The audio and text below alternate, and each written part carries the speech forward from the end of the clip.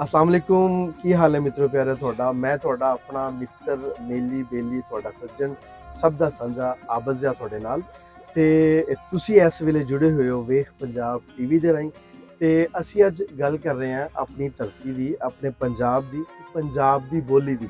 ਇਸ ਵੇਲੇ ਸਾਡੇ ਲਈ ਇੱਕ ਬਹੁਤ ਵੱਡਾ ਮਸਲਾ ਬਣਿਆ ਹੈ ਕਿ ਸਾਡੇ ਲੋਕ ਜਿਹੜੇ ਨੇ ਸਾਡੇ ਆਪਣੇ ਹੀ ਲੋਕ ਪੰਜਾਬ ਵਿੱਚ ਰਹਿਣ ਵਾਲੇ ਲੋਕ ਜਿਨ੍ਹਾਂ ਨੂੰ ਪੰਜਾਬ ਨੇ ਹੀ ਇੱਕ ਅਹਿਮੀਅਤ ਦਿੱਤੀ ਹੈ, ਇੱਕ ਸ਼ਨਾਖਤ ਦਿੱਤੀ ਹੈ।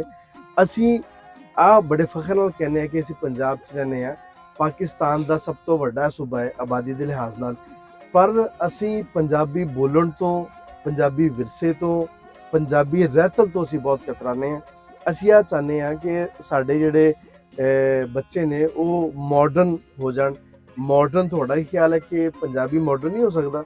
ਤੁਸੀਂ ਆਪਣੀ ਮਾਂ ਬੋਲੀ ਦੇ ਵਿੱਚ ਜਦੋਂ ਕਿਸੇ ਨਾਲ ਗੱਲ ਕਰਦੇ ਹੋ